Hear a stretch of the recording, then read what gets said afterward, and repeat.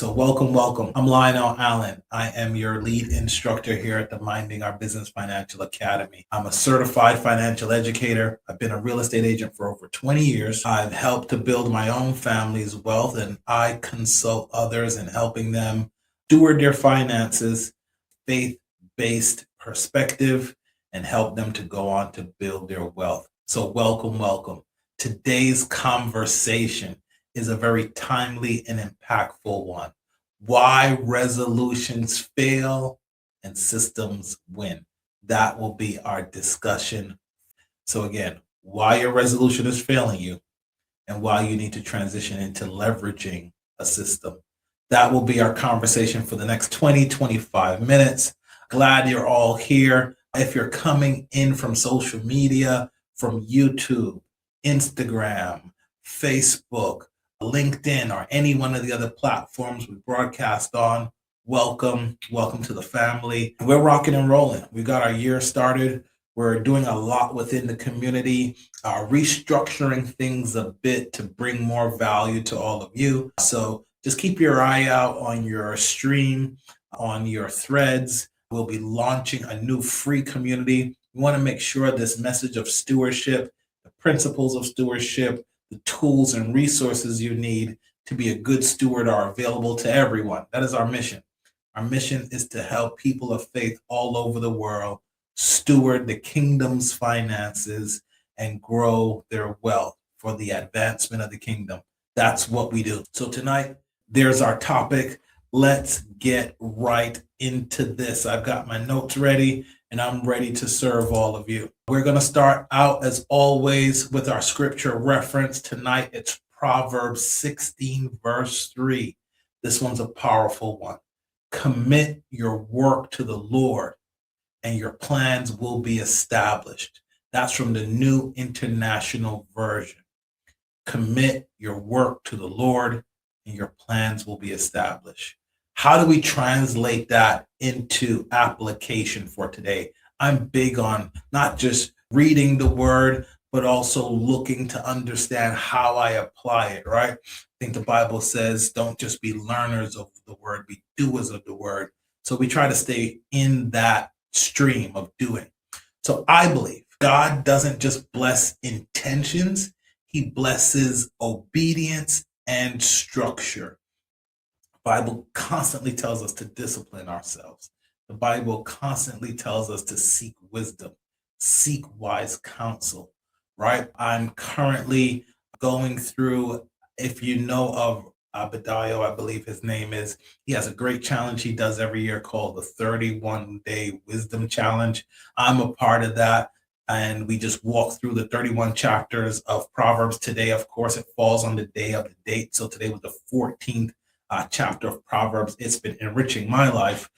So if you can, go and check out the 31-Day Wisdom Challenge. It is amazing. But back to our topic at hand. So by today, 14th of January, more than 60% of New Year's resolutions already have been abandoned. So that means most people didn't fail in February, didn't even make it out of the month of January. They failed right here within the first 2 weeks of the year. Why is that? Why do people feel that they have to write these resolutions? Why do people feel like it's a new version of them on January 1, but when they get to January 14, they've already abandoned those thought ideals, those resolutions. The goals have already taken a back seat, and the same old behaviors that they've had in 2025 and even before that begin to creep back in. Well, what's happening is people are feeling their motivation fail. They're feeling their energy drop.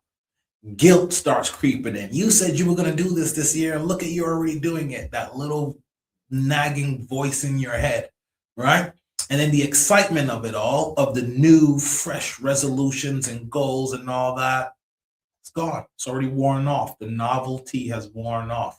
And that's why many of us are not feeling motivated. That's why many of us are not feeling energized to continue those plans which we said we were going to set in motion in 2026.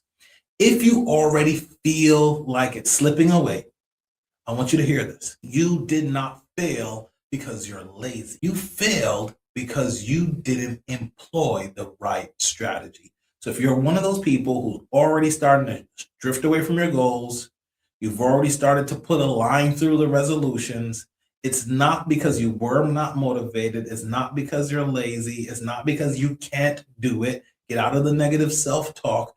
You are just not deploying the right strategy. So today, that is what I'm going to attempt to help you with strategy. Let's move on here and let's take a look at why do resolutions not work? There's a whole host of reasons why resolutions don't work. Partly because everything you see on the screen right now is an internal driver. Motivation. I got to do that myself. I got to motivate myself to get up and work out in the morning. Willpower. I got to stay away from sugar and the donuts and Starbucks coffee in the morning. I'll do a vision board, right? But vision boards aren't actions.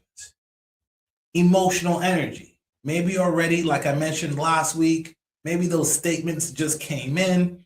You're seeing how much debt you racked up in December, and that has taken your motivation. And those big promises you made yourself in January are already starting to fade in the shadow of your current circumstance. So the truth is, motivation is a terrible system to rely on. Why? As I just mentioned, it's inconsistent, it's unreliable, and it's strictly just based on emotion. It is not based on truth. So what happens? It starts to break down when we get busy.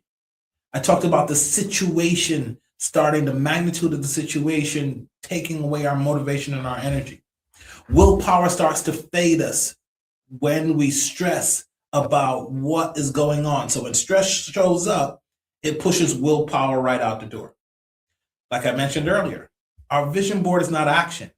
You may have drafted a vision board for 2026, but did you calendar the activity related to the images on your vision board? That's the part that most people left out for you.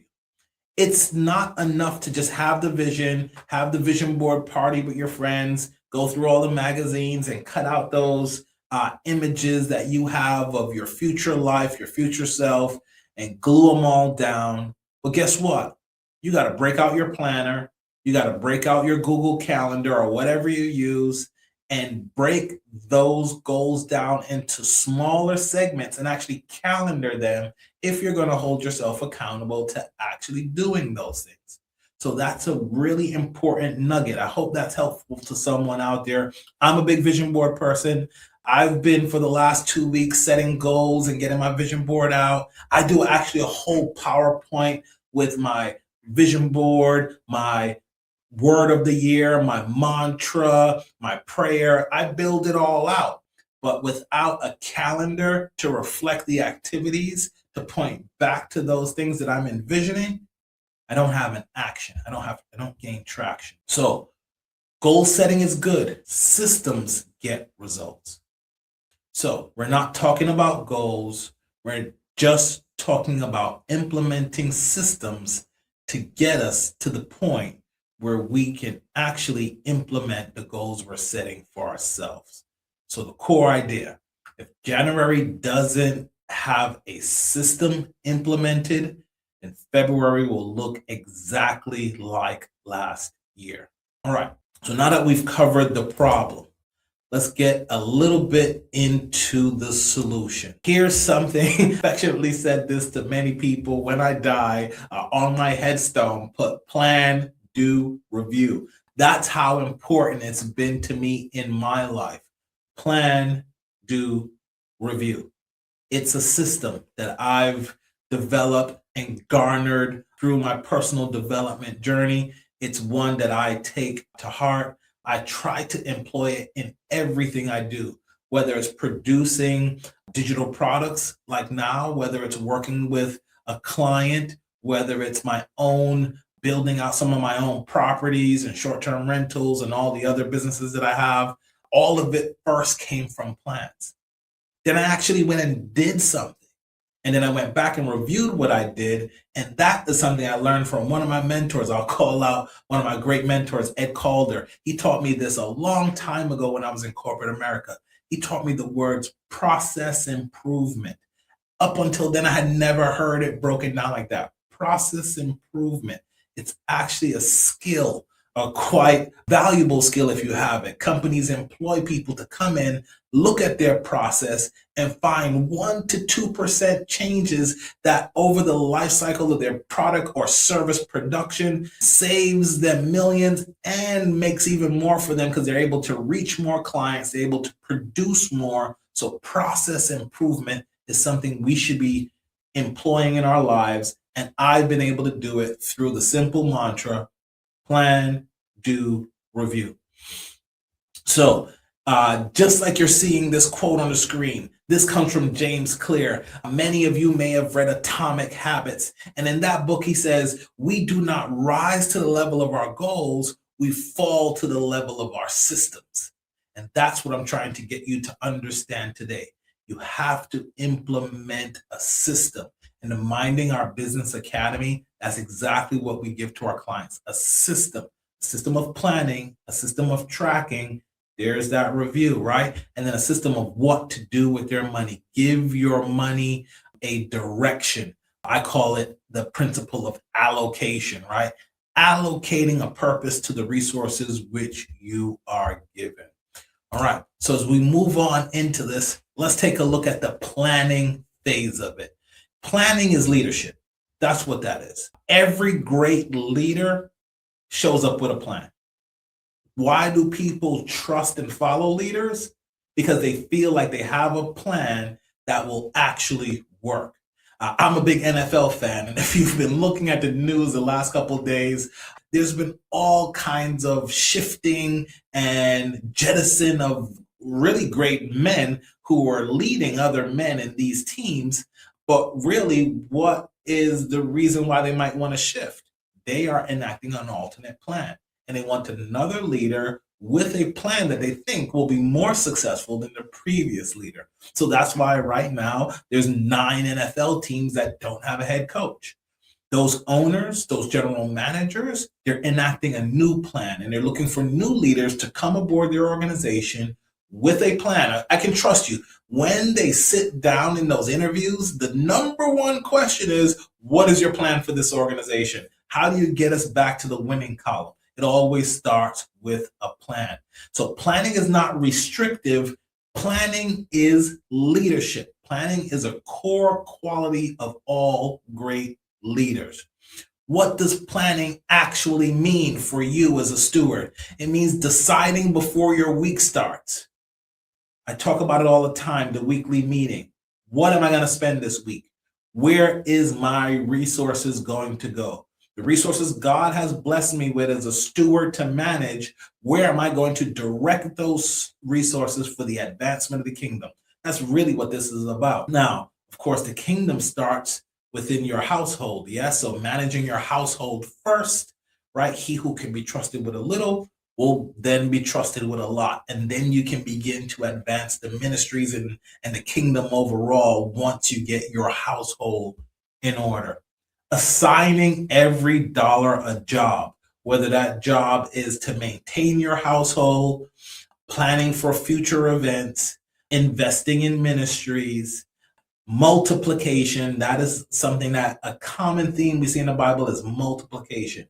Planning on investing to multiply those resources, that's exponentially important. Identifying upcoming resources, aligning the money with your values. I talked about ministries, charities, and different organizations that may line up with your values and move you deeply to participate and support. But if you don't have a plan for how you're going to do that, it is just a wish. It's just a thought. Removing decision fatigue, right? That's a big thing for us. We're making so many decisions on our feet, as we say. Before we've done a planning process, we encounter these situations. I'm out and about. I didn't plan before. I didn't bring any food with me. Now I'm in the car. Now I have to make a decision right now based on the environment where I'm in. And it's usually a poor decision to get fast food of some kind or something that I may not be able to afford.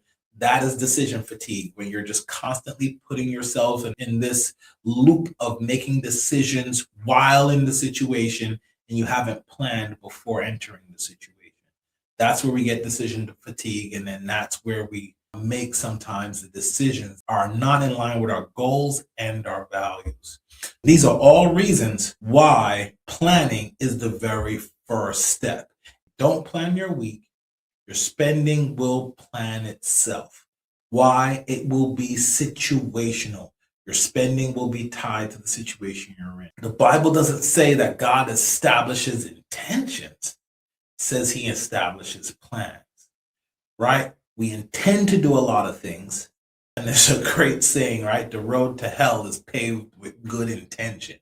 It's not paved with good activities, it's paved with good intentions. We intend to do something, but we never do it, right? And it's so funny because today in that Proverbs reading, Proverbs chapter 14, I think right when you get about the 22nd, 23rd verse, it says, don't just talk about these things, make sure you're doing these things. That's where the success, that's where riches, that's where wealth lies. Don't just talk about your plans. Make sure you are enacting those plans. Growing up in inner city Brooklyn, we used to say, don't talk about it, be about it, right? So again, that a sound word for anyone out there who may have been vocalizing your resolutions, your plans, your goals. Don't just vocalize them. Like I said, get some activity, get your calendar and align it with these goals. Actually put things, tie them to dates, and then you'll be surprised how much activity you actually get done. All right, as we go on past the planning phase, brutally important that we execute the planning phase properly. Then we get to the do phase. What is the doing? Doing is the discipline part. That's where the discipline lies. I have these goals.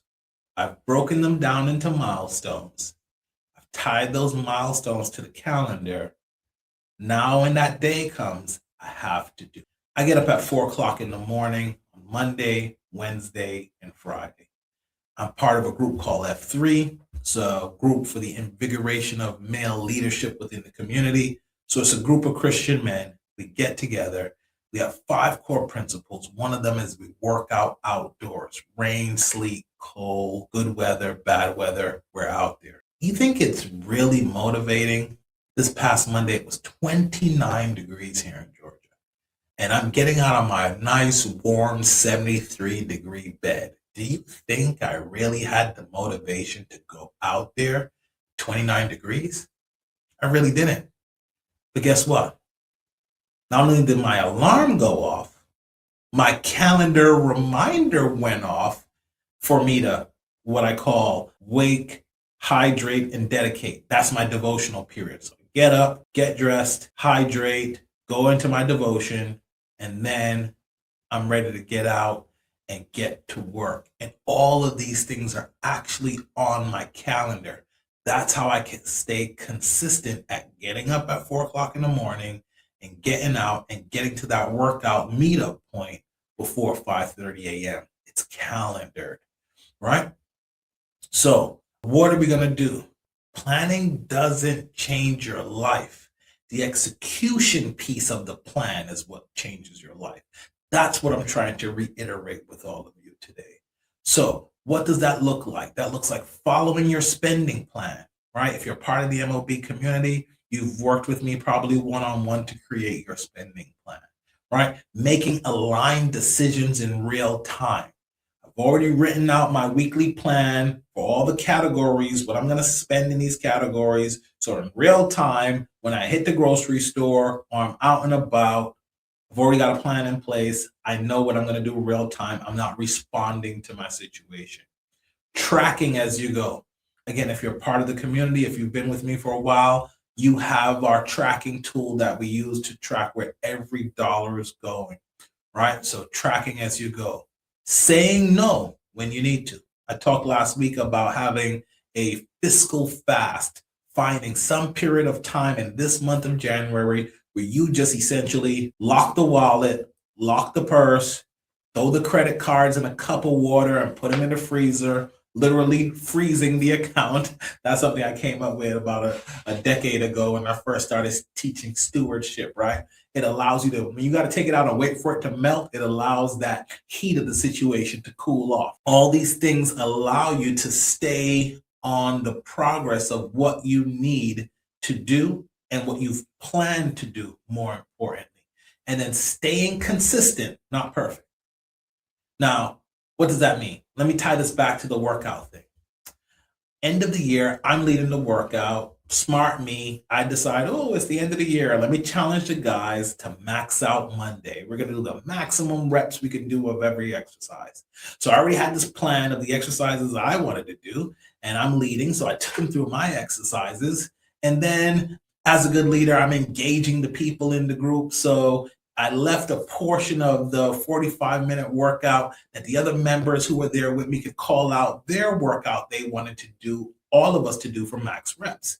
And one of my good buddies, we call him Nacho. We all have nicknames, and he's a monster. So he had us running out to where the bars are, and then I already knew what workout he was going to have us do. One of his favorites is pull-ups, right? And so we're up there, and I'm maxing out on the pull-ups. And I pull a muscle in my neck. I didn't know it at the time. I got my max number in. I'm pumped. I'm excited. I go to sleep that night. The next morning, I wake up and I can't move my neck. Even doing this now, it hurts on one side. And so I'm like, man, and I'm super bummed about it because I had all these plans already for January. I was going to level up from the 3 days a week to 5 days a week. I was going to find other groups to connect with in my area. And I had this whole plan. And now I got an injury. So what does that mean? Wednesday, I still went and worked out, even though I was in pain. One of our things we do is we modify as needed. So I modified my workout to take it easy, but I still probably did more than I should have, and I aggravated it again. My usual Friday, I didn't go out on Friday, so I missed a day. I wasn't perfect, but I made sure that the following Monday, I was back where I needed to be. Monday and Wednesday, still went out. I took Friday off because, again, during the week, I'm doing a little bit more than I should have, and then I had to modify. Again, Monday, Wednesday, I still went out. So consistency, right? Even though I can't go as hard as I usually go, I'm still out there. I'm still in the environment. I'm still connecting with the people. I'm still fulfilling the plan that I put on my calendar to get out and work out. Those are the same things and adjustments we need to do with our finances. You know what? I don't have as much money as I plan to have at this point in the year. I'm going to modify. You know what? I didn't do the right thing last week. Spent a lot too much eating out and different things. I'm going to modify this. That's the mentality we should be in. Consistency over perfection. Discipline. What is this about? Discipline is choosing what you want most over what you want now. So again, Monday morning, 29 degrees. I wanted to stay in my bed, but what I want most is a fit body and longevity. So that decision prevailed, and that's why I got out of my bed and was able to work out. So this is the mind frame I'm trying to share with all of you. So you're not aiming for perfection. You're just aiming to build consistency. Just stack it day on day, brick on brick, decision on decision. That's what you're looking to implement and stay consistent with. All right, let's get into our third and last point, the review phase. Reviewing now, believe it or not, this is the mastery phase. Any sports athlete that you like and you follow, any successful person will tell you they planned it, they did it, and then they went back and reviewed their performance, right? I have kids that were athletes. My 17-year-old right now, he's a senior in high school. He plays football. He runs track. And every Monday after their Friday night game, film session. Coach is running a film session. And then because they wanted to do better, their quarterback, he would also run a Saturday film session at his house. What is that about? They're reviewing their performance. They're reviewing how did they execute the game plan that they had going in? And how do we adjust our execution and our plan as we go into another game, right? That's done at the high school level, that's done at the collegiate level, it's done at the pro level. Film study. What is film study? That's where mastery is built. You're looking at your performance, you're gauging the effectiveness of your plan, you're measuring your execution of said plan, and then you're making an adjustment to increase performance. Adjust the plan so the plan is more suited for the implementation, and then you're adjusting your performance or your execution to perform or execute at a higher level. That's what you're looking to do. This is where most people fail. And this is actually where leaders and good stewards are built. It's built in the mastery piece, going back, looking at what you did, win, lose, or draw, being objective about it, not beating yourself up, looking at what it is in an honest, truthful light, and making the adjustments you need to make in order to be successful.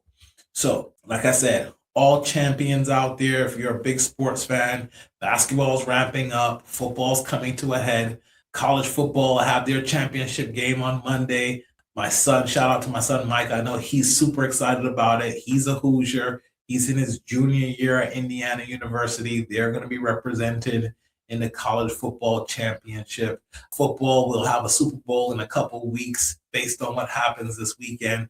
But all of those teams, all those individuals that fans are paid their money and are rooting for, you best believe it, they are masters of reviewing their performance. So if we want to be good stewards, if we want to go to a championship level within the kingdom with God's resources, there's so many scriptures, whether it's a scripture about the minus, the scripture about the talents, it talks about the performance, how those servants who performed were rewarded. So I want you to go and take a look at those things. And I think we all know the mastery is in the reviewing.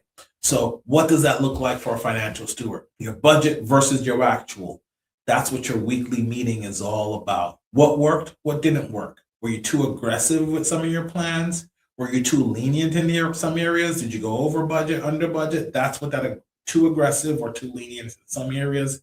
Those are the adjustments that you want to take a look at. What drifted? What situations did you walk into that you weren't properly planned for that now you can create a plan to respond to that situation because you're probably going to be in that situation again over the next 50 weeks of the year.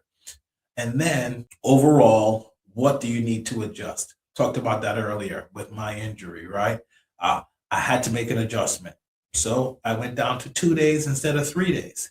This week, I'm probably going to go up to about 3 or 4 days. That adjustment, I made it for a couple of weeks so I could heal, repair from the injury, and then I adjust back up. All those are things you can do within your budget. You can adjust your spending in order to decrease your debt.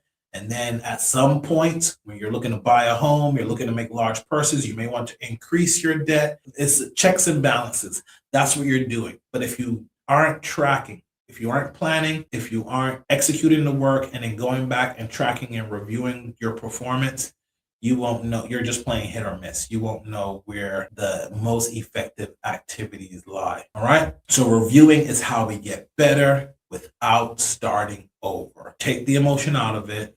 Look at the situation for what it is, make a plan and adjust. So again, planning gives us direction.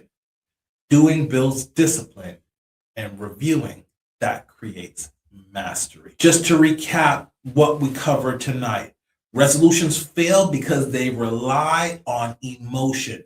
They rely on willpower. They rely on motivation. They rely on all these emotional elements, and they're all coming from internal. Systems win because they rely on structure.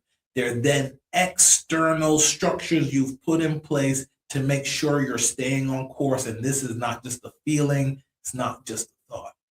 And January doesn't need motivation, it needs a system. That's what you need to implement in January. Forget about motivating yourself to stick to your resolution or stick to your goals. Instead, implement a system that you can employ to meet those goals and stay on course with those plans you've made for yourself. So again, what will they put on my headstone? Plan, do, review. Just to tie this all back, commit your work, not your wishes, and God will establish. This is exactly why we built the MOB Financial Academy. This is the reason why we exist. It's not a resolution program. It's a weekly execution environment. We rely on systems, not on hype. Structure, not on shame. And it's faith plus financial stewardship. That's the goal of what we're trying to do. Our framework, again, we have these weekly money meetings with ourselves. It's a proven framework. We have templates for you. There's coaching, there's accountability, and a community of like-minded individuals that you can actually ask questions, get motivated, partner up with. So if you're done with the resolutions and you're ready for results, then join the MOB Financial Academy. And remember, comment systems when you see any of the short posts that we put out there, and we'll get a worksheet to you that will help you get through your planning, your doing, and your reviewing.